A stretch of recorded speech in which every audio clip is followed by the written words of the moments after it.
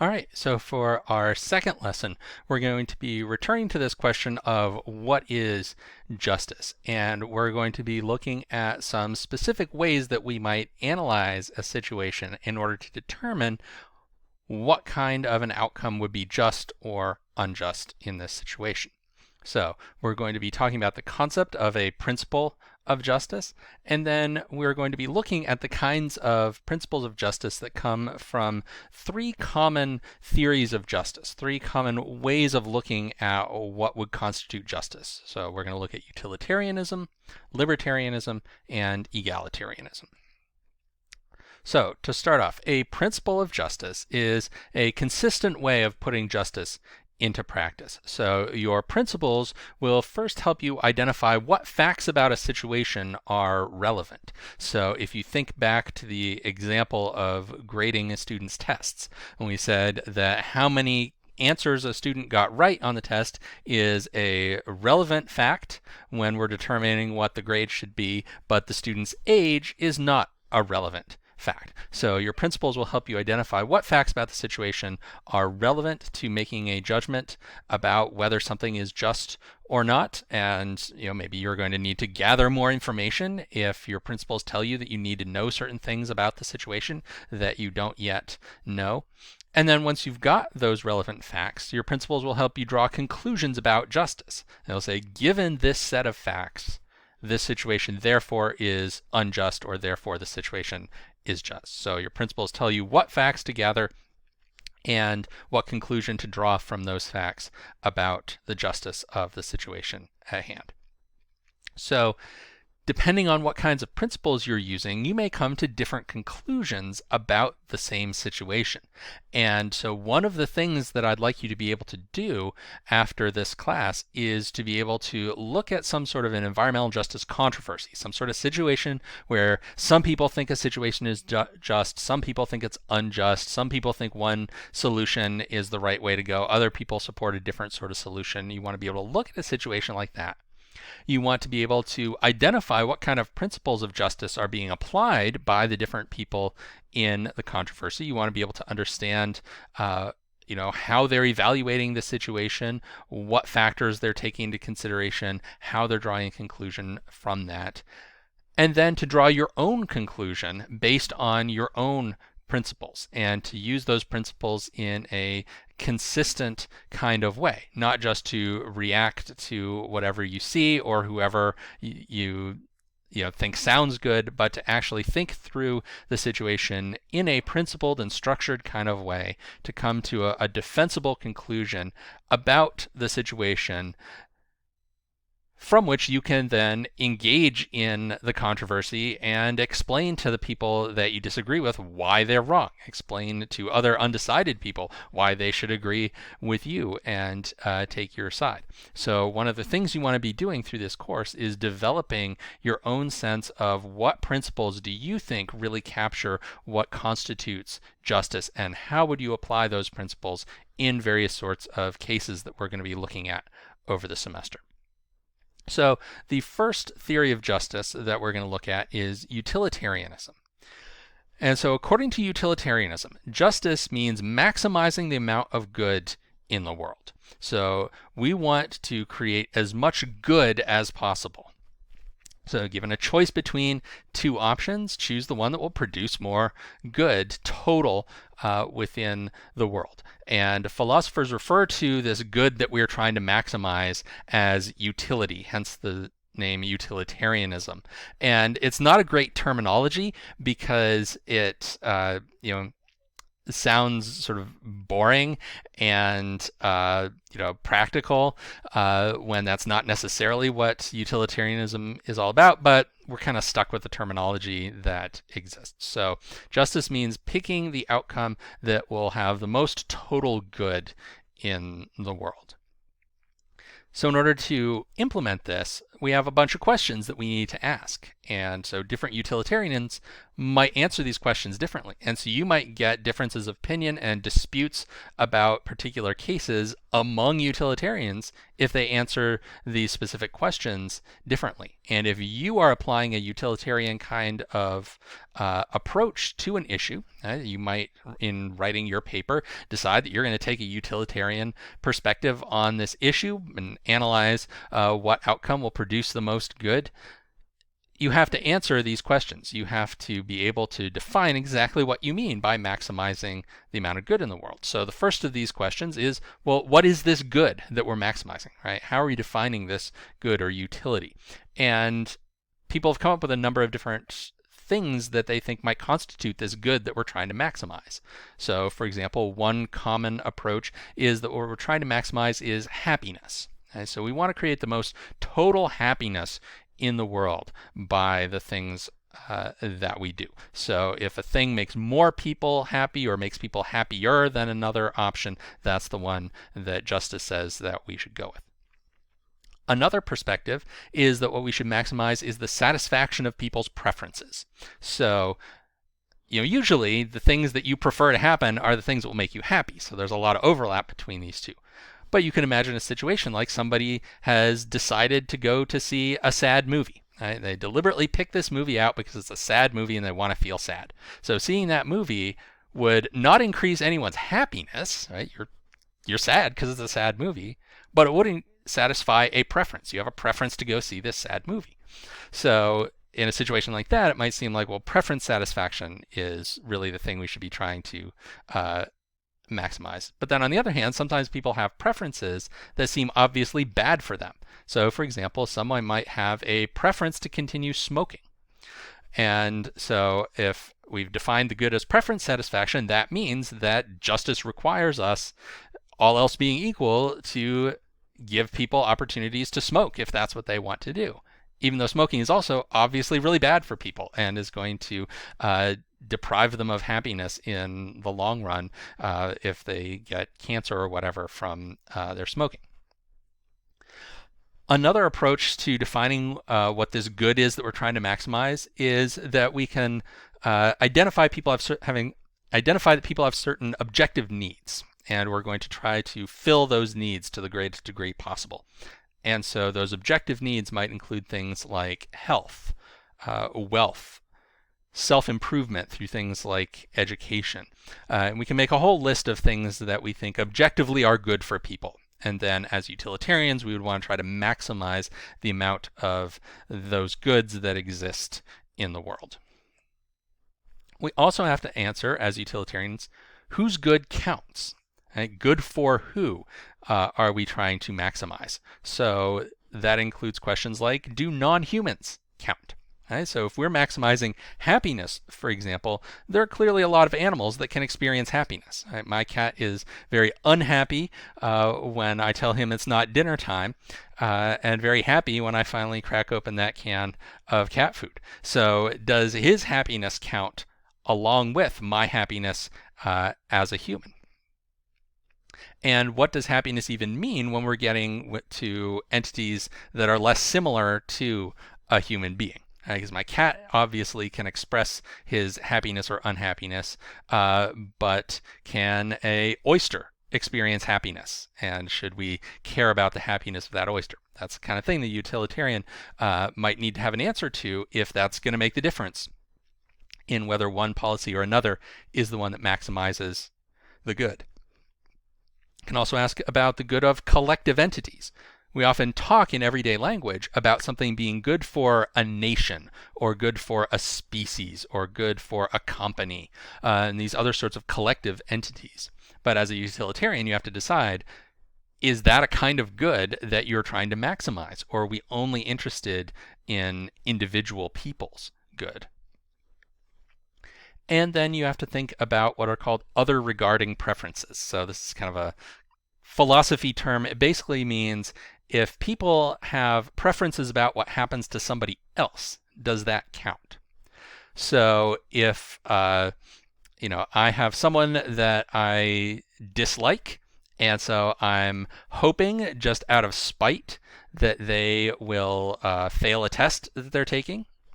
Is that something that should be counted in determining whether the outcome of that test is just or not? Right? That it satisfied my preference for that person to fail just because I hate them and have spite. Or conversely, maybe there's somebody I really care about and I really want them to succeed. Right? Does that help? Does that count in their favor in the context of justice?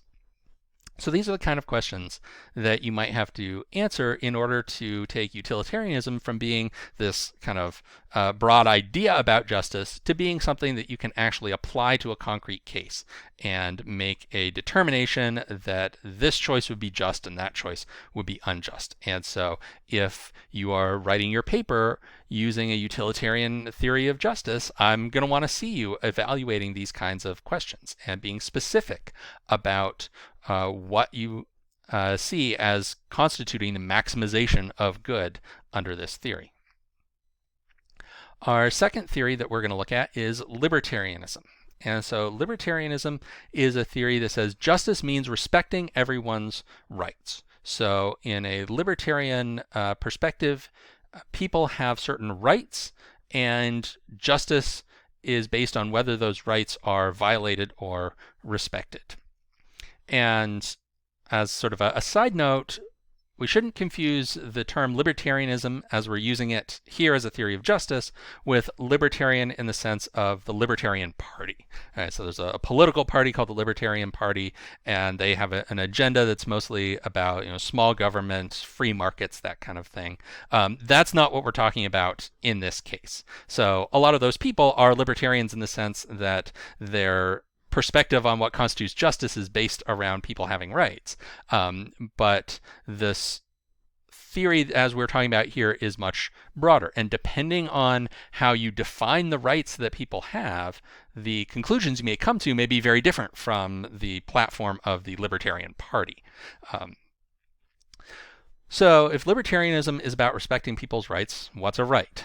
A right is an entitlement that somebody has that can't be violated without their consent.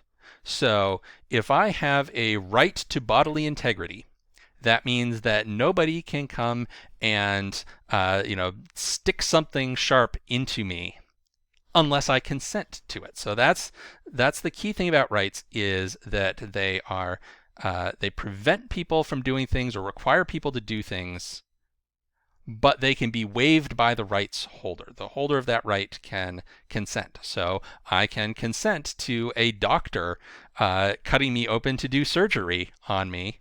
As the rights holder, I can waive that right and say, nope, doc, you can cut me open to do surgery on me because I want my appendix removed because it's hurting me. But any old person couldn't come along and just cut my appendix out, even if it would be good for me. Even if I would benefit in the long run from having my appendix removed, somebody can't just come along and do that to me. I have to consent. I have to sign the form in the doctor's office to allow that to happen. So a key difference then between libertarianism and utilitarianism is that if somebody doesn't consent to waiving a right that they have, you could have a whole lot of unhappiness, a whole lot of bad stuff happen to a lot of people. But if you're in a libertarian way of thinking, if fixing that situation, if helping those people would require violating someone's rights, you can't do it. That's just not allowed. It would be unjust to violate one person's rights, no matter how many other people might benefit from that.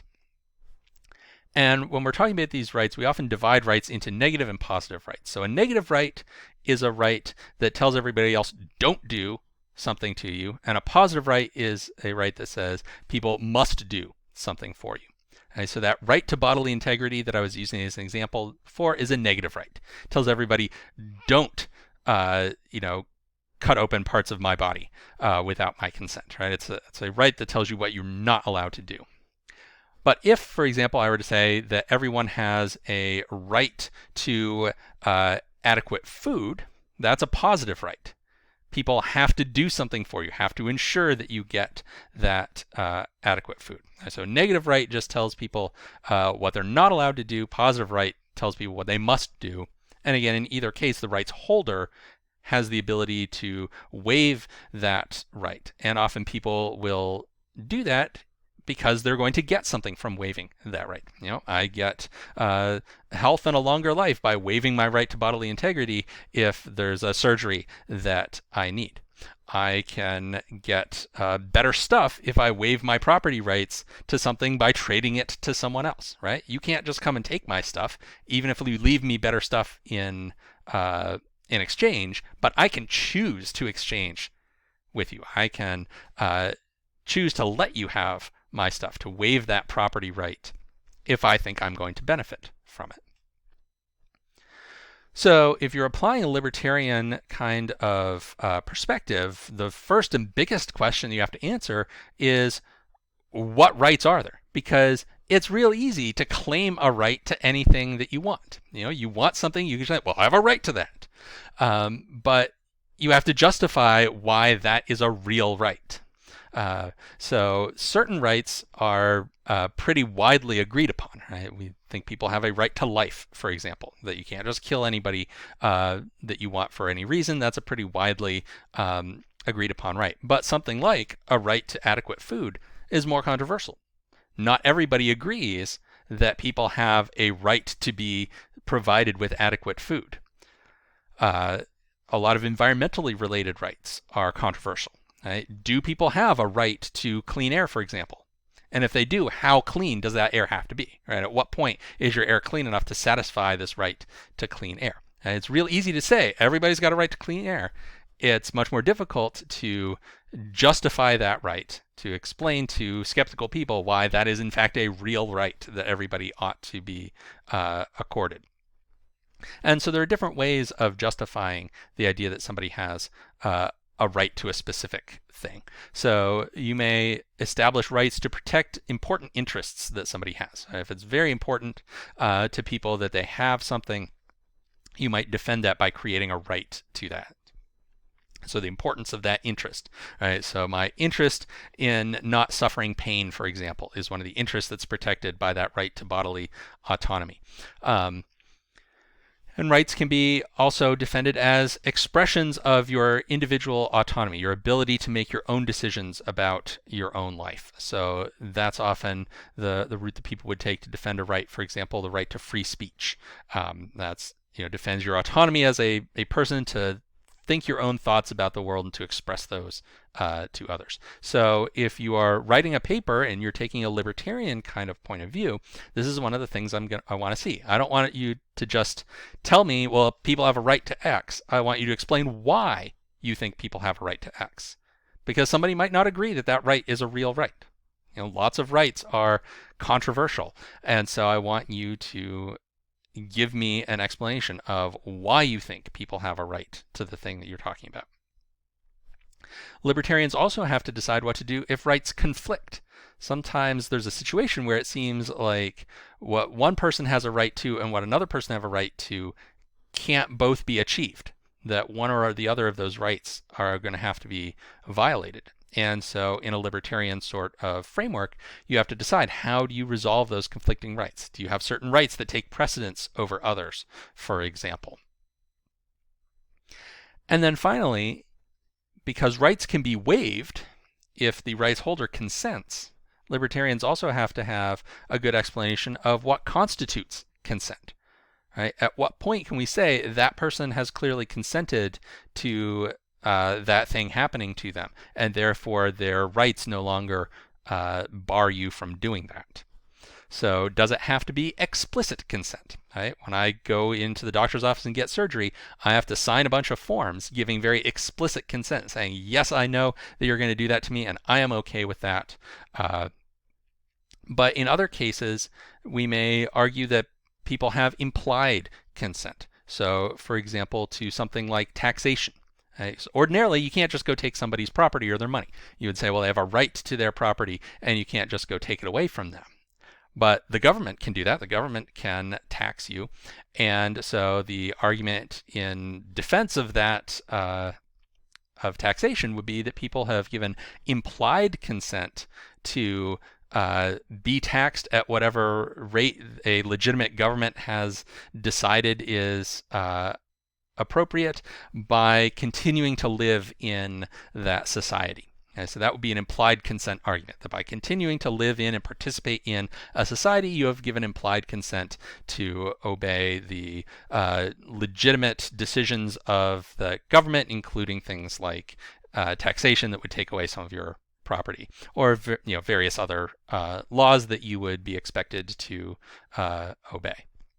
So all of those are the kinds of questions that you need to have good answers to, and that I would want to see you grappling with if you were to write a paper on a libertarian basis. Then the third theory that we're looking at is egalitarianism. So egalitarianism says that justice consists of treating everyone equally.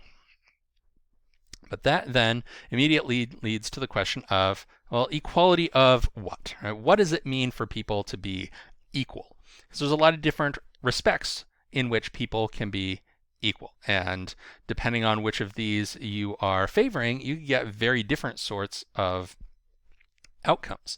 So sometimes people mean equality of opportunity. Sometimes people mean equal contributions to people.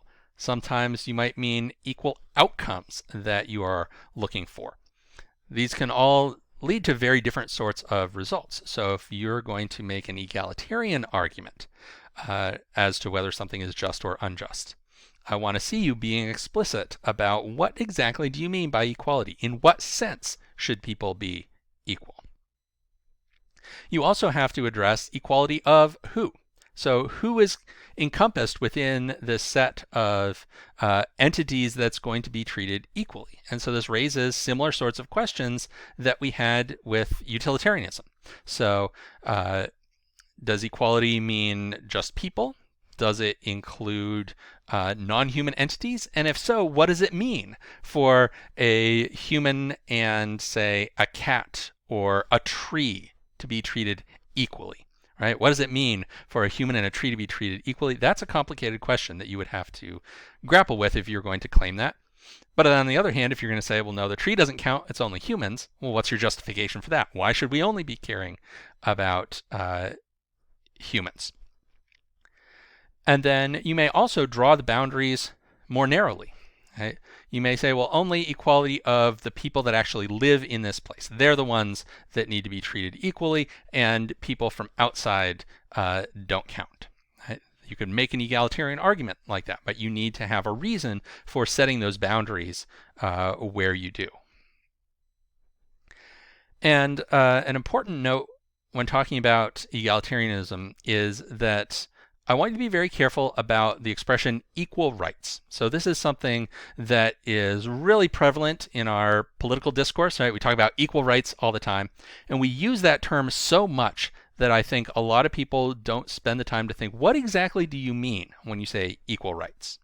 In what sense are you making a claim about equal rights? Because sometimes what you really mean by equal rights is some rights are being violated and should not be. So in that case, you're really taking a libertarian kind of perspective. You're pointing out that certain rights are being violated, even though others are not being violated.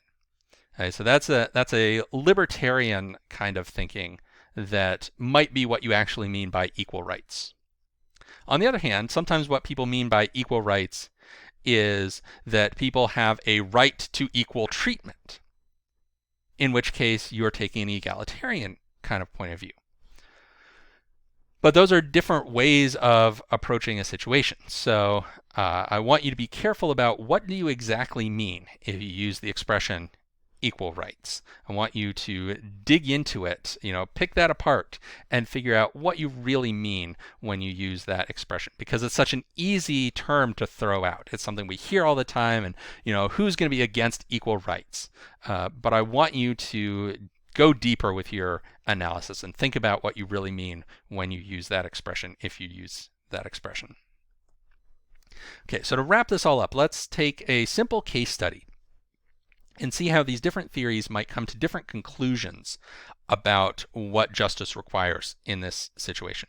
So let's imagine that we have a state that has to decide where to place a waste disposal facility that's going to take waste from all over the state and dispose of it, and that this waste facility has potential negative environmental impacts on the people that live near it. And for the purposes of this case study, we are going to assume that those negative environmental impacts on the immediate neighbors are unavoidable, that we don't have the technology and or the budget to make this waste facility be completely sealed off in its effects so that it has no impact on anyone around them, because that would be too easy, right? If we wouldn't really have a controversy if this facility could be set up in a way that had no negative impact on anyone around it. So we've got this facility as potential to impose negative environmental effects on the people around it. Where are we going to put it?